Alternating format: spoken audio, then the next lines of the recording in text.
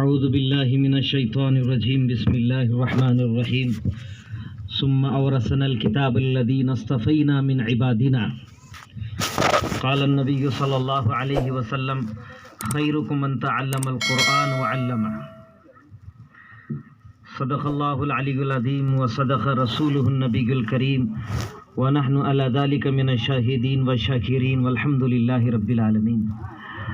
अल्लाहुम्मा सल्लि अला सय्यिदिना मुहम्मद व अला आलि सय्यिदिना मुहम्मदिन व बारिक व सल्लिम।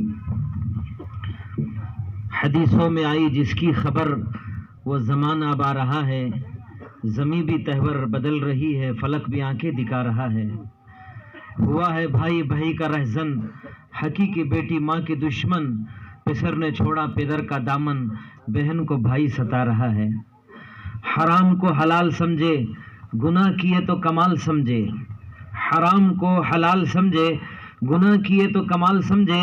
बताओ अब दुनिया में रहा क्या है। काबिल कदर वाजिबुल एहतराम उलमा इकराम, बुजुर्गान दीन, बिरादरान इस्लाम, इस वक्त मेरी हाज़री अपने खादिमुल कुरान मसाजिदुल मदारिस हज़रत मौलाना मोहम्मद अय्यूब साहब नदवी दामत बरकातुहुम और हमारे मुफ्ती असलम साहब कासमी रशादी दामत बरकातुहुम के बयान सुनने की गरज से बंदा यहाँ हाज़िर हुआ। इन अकाबिरीन बुज़ुर्गों के मौजूदगी में मुझे याद किया गया है। इन अकाबिरीन का इल्मी रोब इस वक्त मेरे सीने पे पड़ रहा है। मैं कुछ कहने की हिम्मत नहीं रख रहा, फिर भी इन बुज़ुर्गों के सामने मेरा सबक ही दोहरा दूं, क्योंकि हम जिस इलाके से जो चेहरे इस वक्त मेरे सामने नज़र आ रहे हैं, देहात के, खरियों के, कुछ बागलकोट ज़िले के अतराफ देहात की भी माशाअल्लाह यहाँ साथी मेरे सामने बैठे हुए हैं। तो हम और आप अच्छी तरह जानते हैं कि हमारा इलाका और ख़ुसूसी तौर पर बीजापुर ज़िला और बागलकोट ज़िले के हर तालुका और हर देहात में अल्हम्दुलिल्लाह पहुँचना होता है। तो मैं आम तौर पर अपने अकाबिरीन के यहाँ जब बात करता हूँ तो अपने इलाके की कुछ कारगुजारी भी सुनाता हूँ।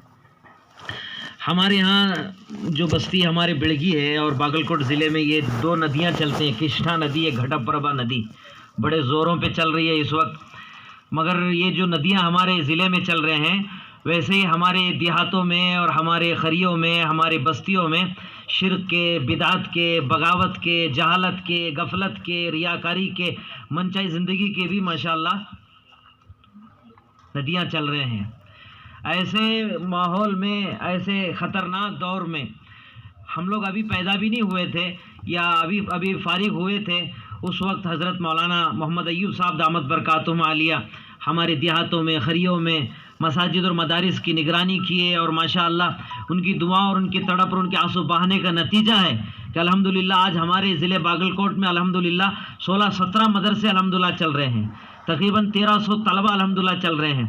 ये लॉकडाउन से पहले कि मैं अपने ज़िले की कारगुजारी सुनाया करता था कि अल्हम्दुलिल्लाह हर साल 40 बच्चे हाफिज़ कुरान होते हैं, 40 बच्चे अल्हम्दुलिल्लाह हाफिज़ कुरान, और अल्हम्दुलिल्लाह तकरीबन 14,000 से ज़्यादा माशाअल्लाह मदारिस के तहत में अल्हम्दुलिल्लाह जो मकातिब चल रहे हैं उसमें बच्चे पढ़ रहे हैं।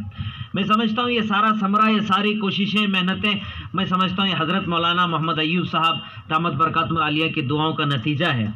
और ख़ास तौर पर हमारे देहातों के अंदर बस्ती बस्ती के घर पहुँचकर जो दावत व तबलीग की मेहनत हुई, खुसूसी तौर पर हमारे बेंगलुरु की जो जमात है या बेंगलुरु की जो अकाबिरीन हमारे इलाकों में घूमे।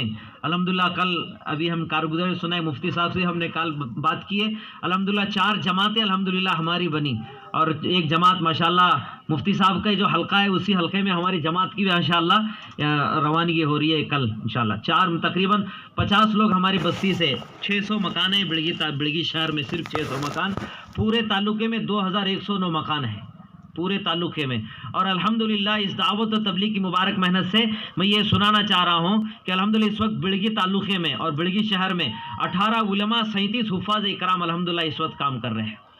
तो ये दोस्तों बुज़ुर्गों, ये दावत और तबलीग की मेहनत और ख़ुसूसी तौर पर हज़रत मौलाना मोहम्मद अय्यूब साहब दामत बरकातुहुम की मेहनत और उनकी कोशिशों का नतीजा है कि ये चमन इस वक्त नज़र आ रहा है।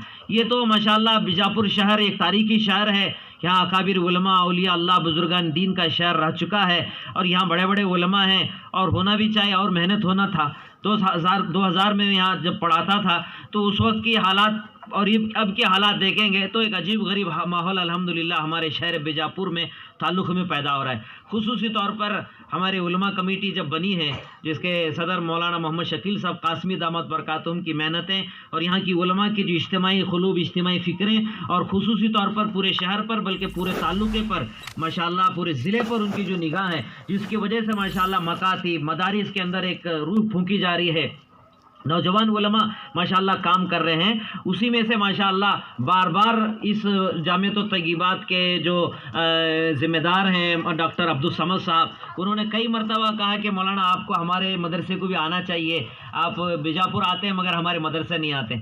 तो इस वक्त मैं हिम्मत इरादा कर लिया, तो मैं तो सोचा था इन बुज़ुर्गों के मौजूदगी में बैठकर कुछ बयान सुनकर जाऊं, मगर ये सुनाना ज़रूर समझता हूं कि इन नौजवान साथियों की कोशिश और मेहनत का नतीजा है कि अल्हम्दुलिल्लाह कि आज 10 बच्चियां माशाअल्लाह हाफिज़ कुरान हो रहे हैं। हम जानते हैं खेती बाड़ी करने वाले, मैं भी किसान का बच्चा हूँ, हम तिजारत करने वाले माशाअल्लाह मुलाजिमत करने वाले, दीगर शोबे में काम करने वाले अहबाब हम अपने जानते हैं कि किस शोबे में कितनी मेहनत होती है, मगर एक हाफिज़ कुरान बनाना ये इतनी बड़ी मेहनत है, इतनी बड़ी कोशिश, इतना आसान काम नहीं है। खुसूसी तौर पर ऐसे गुजरे ज़माने में, ऐसे पुरफितन दौर में कि हमारे घर फिल्म टाकीज़ बन चुके हैं, हमारे बच्चे और बच्चियाँ हमारे हाथों से निकल चुके हैं, गाना बजाना आम हो चुका है, बेहयाई आम हो चुकी है, जुल्म का बाजार गर्म हो चुका है, खुसूसी तौर पर बातिल फ़िरके और बातिल हमारे घरों में दाखिल हो चुके हैं, यहूदी हमारे घरों में दाखिल हो चुके हैं। ऐसे माहौल के अंदर हमारे बच्चे और बच्चियों को दीनी माहौल के अंदर ले आना और उन्हें हाफिज़ कुरान बनाना, आलिमा बनाना, दीन के दाई बनाना, हलाल हराम, पाकी नापाकी और नबी की सुन्नत और शरीयत और सीरत और सूरत को सिखाना, ये इस वक्त के सबसे बड़ा, मेरे बुजुर्गों दोस्तों, ये सबसे बड़ा जिहाद मैं कहता हूँ। ये सबसे इस वक्त की सबसे बड़ी तबलीग है, ये इस वक्त की सबसे बड़ी खानका ये है कि हमारे नौनिहालों में खुसूसी तौर पर औरतों के अंदर, हमारे नौनिहाल बच्चियों के अंदर कि दीन की बुनियादी बातें, दीन की बुनियादी बातें, कुरानी तालीमात, हलाल हराम की पहचान और अपने मुस्तकबिल ज़िंदगी बनाने के सिलसिले में जो मेहनतें कोशिश की जा रही है, इन काम करने वालों को जितनी मुबारकबादी दी जाए, मैं समझता हूं कि इनको जो सवाब मिलने वाला है, जो अजर अजीम मिलने वाला है, हम तो नहीं जानते कि कितना मिलने वाला, अल्लाह ही बेहतर जानता है। बेहिसाब अल्लाह पाक इनको अता करने वाले हैं। जब इनको अता कर रहे हैं तो मेरे भाई इस सिलसिले में ताउन करने वाले, साथ देने वाले और वो बड़े मुबारकबादी के काबिल हैं वो माँ बाप जिनके बच्चे और बच्चियां आलिमा बन रहे हैं, जिनके घर में कोई बच्चा आलिम हो, उनकी बेटी आलिमा हो, मेरे भाई वो यकीनन मुबारकबादी के काबिल हैं। मेरे भाइयों, मैं इन बुजुर्गों के सामने क्या अर्ज करूं, मैं एक शेर पंजाब मौलाना कासिम साहब के बयान में मैं सुना था कि देखो कि हमारे नाम के साथ जो आलिमा बनती हैं, आलिम भी अल्लाह का नाम है, हाफिज भी अल्लाह का नाम है, आलिम भी अल्लाह का नाम है, हाफिज भी अल्लाह का नाम है। इससे बड़ी सिफात बुजुर्गी क्या हो सकती है कि जो अल्लाह अपने नाम को अल्लाह उनके साथ जोड़ रहा है जो हाफिज कुरान हो रहे हैं। तो मेरे भाइयों बुजुर्गों दोस्तों, इस वक्त के तकाजे के मुताबिक हम अपने मुस्तकबिल जो शहर बीजापुर की तारीख है, ऐसी तारीख बगदाद की एक तारीख हमारे सामने है जो अकाबिर जानते हैं, औलिया इकराम उलमा इकराम जानते हैं कि हमारे एक माजी है, बेहतरीन माजी है, जो इस वक्त अकाबिर हमारी बेहतरीन माजी को याद दिला रहे हैं कि हमारी 1400 साल की तारीख और तारीख इस्लाम की औराक अगर उठाकर देखेंगे मेरे भाई, एक से बढ़कर हमें आलिम और हाफिजा, दीन के दाई, मुहद्दिस, मुनाजिर, मुफस्सिर, खतीब, इमाम हम आपको मिलेंगे। जहां मर्दों की एक बड़ी कतार मिलती है, वहीं मजहबी इस्लाम में, तारीख इस्लाम में, तारीख बगदाद में मेरे भाइयों औरतों की बड़ी कुर्बानी, मुहद्दिसा मिलेंगे, हाफिजा मिलेंगे, आलिमा मिलेंगे। मेरे भाइयों, एक अजीब तारीख है मजहबी इस्लाम की। हम वक्त निकाल कर अपने उलमा से दरख्वास्त करना चाहिए कि अपने माजी की तारीख सुनाओ, तारीख बगदाद सुनाओ कि उस तारीख बगदाद में क्या हुआ, और तारीख उंदलुस सुनाओ, और जहां इमाम तिरमिजी पैदा हुए, इमाम अबू दाऊद पैदा हुए, इमाम मुस्लिम पैदा हुए, इमाम बुखारी पैदा हुए, इमाम कुर्तबी पैदा हुए, उस तारीख को जानने की जरूरत है। और मुल्क भारत में खुसूसी तौर पर आजादी से पहले दीन के दुश्मनों ने जो मेहनत की इस्लाम को मिटाने की, आजादी के बाद भी अभी को जो कोशिशें मेहनतें हो रही है, इस्लाम मिट जाए, खत्म हो जाए। एक जमाना था इस्लाम को मिटाना चाह रहे थे, अब तो एक ऐसा वक्त आ गया, अब तो मुसलमानों को मिटाने की बात की जा रही है। ऐसे दौर के अंदर मेरे भाइयों, हम तमाम उलमा और तमाम नौजवान जिम्मेदार साथी यहां बैठे हुए हैं, इस बात की नियत इरादा इरादा करने की ज़रूरत है कि अपनी माजी को हम सुने, अपने माजी को मालूम करें। एक छोटा सा वाक़या इन बुज़ुर्गों के मौजूदगी में जुरात के साथ सुनाकर मैं अपनी बात को ख़त्म करता हूँ। तारीख़ बगदाद में लिखा है, बगदाद के एक बड़े हाकिम जब उनका लड़का जवान हुआ तो उन्होंने इरादा किया कि मैं अपने लड़के का निकाह करूं। और उस वक्त के दरबारी उलमा से पूछा कि मैं किससे निकाह करूं, तो कहा कि हाफिजा से निकाह कराओ, आलिमा से निकाह कराओ, ताकि दीन का काम करना आसान होता है, घर में दीन का माहौल होता है। तो ठीक है, अच्छी बात है, तय है, एक हाफिजा लड़की को तलाश किया जाए। उन्होंने कहा कि बहुत है हाफिजा, आप किससे निकाह करेंगे, मगर ये तो मालूम करें कितने हैं हाफिजा। तो बादशाह के जहन में तजवीज़ आई, कहा कि बगदाद के अंदर ऐलान कर दो, जिस घर के अंदर भी हाफिजा होगी वो मगरिब के बाद अपने घर के सामने चिराग लगाएंगे, मगरिब के बाद अपने घर में चिराग लगाएंगे।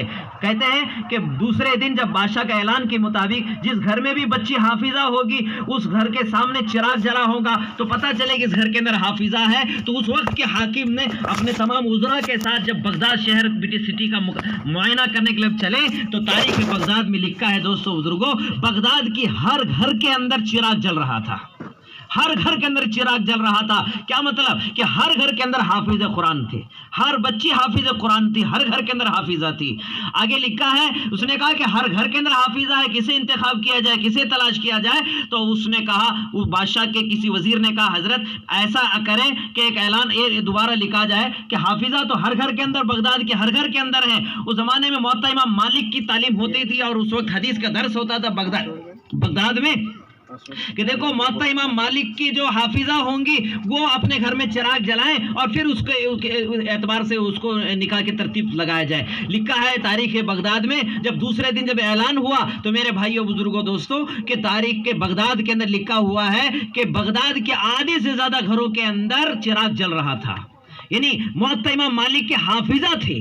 मेरे भाइयों बुजुर्गों दोस्तों, हम दावत का काम करते 20 साल 50 साल 30 साल 40 साल, दाढ़ी के बाल सफ़ेद हो गए, कमर में घुटनों में दर्द आ गया, हज़ार किस्म के मसाइल हालात में हम गिरे हुए हैं। सिर्फ हम सामने देख रहे हैं, थोड़ा पीछे भी देखने की ज़रूरत है। मेरे भाई कैसे कैसी मुसीबतों के हम गिरे हुए हैं। क्या अभी वक्त नहीं आया मुसलमानों को, अभी वक्त नहीं आया कि हमारे बच्चे और बच्चियाँ एक मसला नहीं जानते मेरे भाइयों कि हम अपने नौजवान बच्चे और बच्चियों को कहाँ लगा रहे हैं। स्कूल कॉलेजों के अंदर कॉन्वेंटों में यहूदियों के हवाले कर रहे हैं। कितने केसेस मेरे भाइयों, हमारे मुस्लिम पर्सनल बोर्ड का जब दारुल क़ज़ा होने के बाद अब से कई केसेस ऐसे आ रहे हैं, कई नौजवान लड़कियां मेरे भाइयों दीन न होने की वजह से, शरीयत न मालूम होने की वजह से आज वो गैरों के हवाले होते चले जा रहे हैं। आज से आप इस जामिया तैयबा के प्रोग्राम से, इस जलसे से सब नियत करें, इंशाअल्लाह हम हाफिज तो नहीं बने, ज़रूर अपने बच्चों को हाफिज कुरान बनाएंगे, इंशाअल्लाह अपने बच्चियों का हाफिजा बनाएंगे, आलिमा बनाएंगे, दीन के दाई बनाएंगे। मेरे भाइयों खुद जो फज़ाइल अमाल हमारा पढ़ते हैं, खुद हजरत शेख लिखे हैं फज़ाइल अमाल मेल में घर की औरतें अपने घर का काम काज करके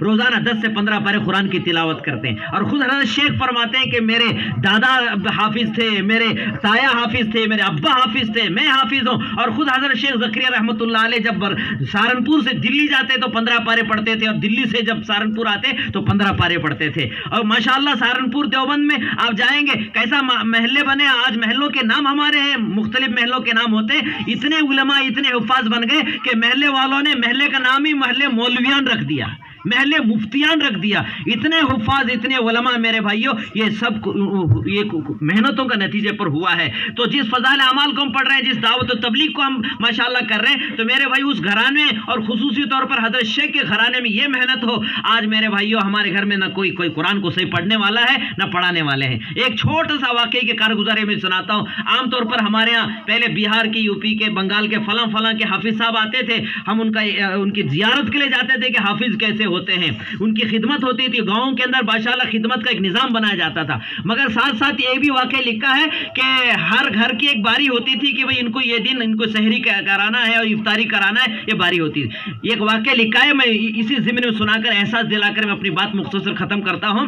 फरमाते कि एक शख्स ने कहा कि हज़रत आप हमारे यहाँ घर दावत है, आप मगरिब इफ्तारी हमारे घर करेंगे। इफ्तारी गए, जिस घर में उनको बिठाए मकान में, वो जो बेडरूम था उसमें बिठाए, तो बैठ कर खाना वगैरह खाकर चले गए। उनके शोहर किसी काम से बाहर गए, फिर दोबारा जब आए वो हाफिज साहब को जो इकराम एहतराम के साथ उनको खाना खाना खिलाए, इफ्तारी कराए। तो दूसरे दिन जब बीवी जब आई खिदमत से फारिग होने के बाद, कहा कि देखो अभी इसी बेडरूम में हमने कुछ पैसे रखे थे मगर वो पैसे नजर नहीं आ रहे। हाफिज साहब के अलावा तो हमारे इस बेडरूम में कोई आया ही नहीं, कोई आया ही नहीं, आए हैं तो हाफिज साहब हैं। तो उसने कहा कि मैंने हाफिज साहब को दावत देकर बुलाया है, मैं कैसे पूछ सकता हूं कि आपने पैसे लिया है?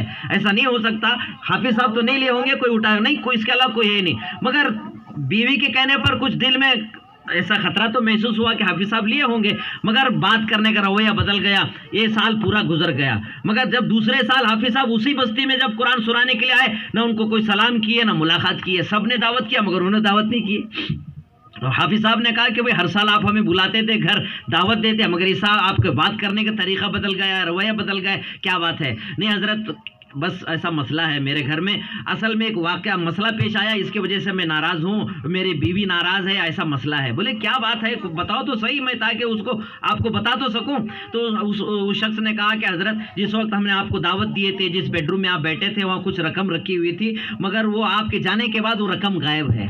अरे भाई उसी वक्त आप बता देते तो मैं उसका मसला बता देता था, क्या हुआ मैं तरीका बताता। असल में ये हुआ कि मैं बेडरूम में जहाँ बैठा था कि वो रकम कहीं हवा से उड़ ना जाए, कोई दूसरा ले ना ले, मैंने उसको महफूज जगह में रखा, उसको उन किताब उस रकम को मैंने निकाल कर कुरान शरीफ में रख दिया, मैंने कुरान शरीफ में रख दिया। अगर आप ताकि क्यों आप कुरान शरीफ खोलेंगे तो आपको किताब में कुरान शरीफ की रकम मिल जाएंगी, तो मैंने महफूज जगह में रखा है। मुझे ऐसा लगता है कि आप साल भर कुरान नहीं खोले होंगे, साल भर आपने कुरान नहीं खोला। अरे भाई आप कुरान खोल लेते तो आपको ये रकम मिल जाती। तो मेरे भाई ये हमारे लिए इबरत है, ये कोई मैं बना हुआ किस्सा नहीं सुना रहा हूँ, ये वाकया है इस वक्त का कि मेरे भाई साल साल हो जा रहे हैं हमारे घर में ना औरतें कुरान पढ़ रहे हैं ना बच्चे कुरान पढ़ रहे हैं, कुरान की जियारत भी नहीं। हमारे देहातों का मैं हाल सुनाऊं मेरे भाई, छोटा सा कमरा, नमाज कोठरी होती है, उसमें भी फिर एक मेहराब होता है, उस मेहराब के अंदर फिर कुरान को एक जुज़दान में लपेट कर फिर एक सामने पर्दा भी डाल दिया जाता है ताकि कुरान की जियारत भी ना हो जाए।